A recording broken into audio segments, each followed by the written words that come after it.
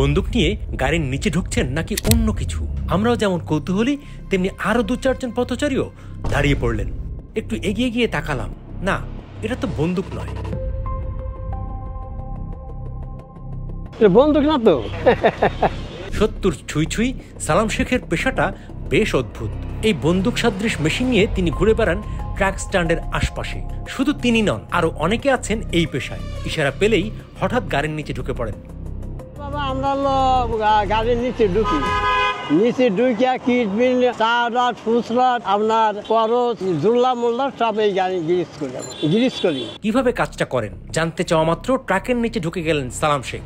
দিনের আলোয় ঝকঝকে মেশিনটা, হাতে তেল লেগে থাকা বৃদ্ধের হাসিটা অন্যরকম।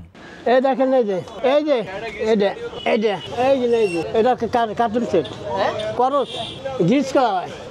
আসেন ওই জানোই তো, এই জানেন এই এই এই জায়গা বুঝছেন, এনে দেখছেন। ঢাকার বিভিন্ন স্ট্যান্ডে ঘুরে বেড়ান তিনি। খুঁজে আমরা ঘুরি সব জায়গায়, বাংলা মোটর, কারণ বাজার, তেজগাড়ি স্ট্যান্ড, বেগুনবাড়ি, আপনার না বিস্কুট, মহাখালী। বাবারে এটা আগে আগে কই যাইতে পারতাম না, এখন বাবা 2-3টে করছি অর্ডার নাকি যায় বুঝছেন। আর বুঝে থাকা হয়েছে আর করা ব্যবস্থা নাকি হয়, এখন আমাকে দিকে না। এখন যার মা বাজার 2-1টা দেয় করি এই কথা বুঝছেন। কখনো দিনে 500, কখনো 1000 টাকা আয় হয়। তবে যেদিন খালি হাতে ফেরেন মুখটা মলিন হয়ে যায়। পায়ে আঘাত পাওয়ার পর থেকে ভারী কাজ করতে পারেন না, তাই এই পেশাতেই থেকে গেছেন। তাও তো 20-30 বছর আমি তাই ভাঙা গেট, এই যে কেন ভাঙা গেট ব্যবসা। এই দিনে আগে করে পারতাম, এখন না কোনো লাভ নাই। এখন না ওই যা খা না 500 নাও থাকে, তোমাতে 1000 টাকা থাকে, তোমাতে নাও থাকে, যে যা দেয় বুঝলি, যা দেয় 100 দেয়, 200 দেয়, 300 দেয়, 150 টাকা দেয়। সব গাড়ি কষ্ট বলতে সব কষ্ট ছাড়ার নাই। ট্রাক গাড়ি বা ছোটো মানুষ যে সব গাড়ি হয় বাজান যে সাইডে দেবো কী করে খাবে। অ্যাক্সিডেন্টাল লোক একটা কামলা দিয়ে পারবো না, একটা বোঝা নিয়ে পারবো না। বোঝা নিয়ে যদি একটা বোঝা নিয়ে পারতাম, একটা বোঝা টাইমে নিয়ে পারতাম, একটা কথা ছিল। পাইলো অ্যাক্সিডেন্টাল লোক ভাঙা, এটা খুলে দেখাইতেছি।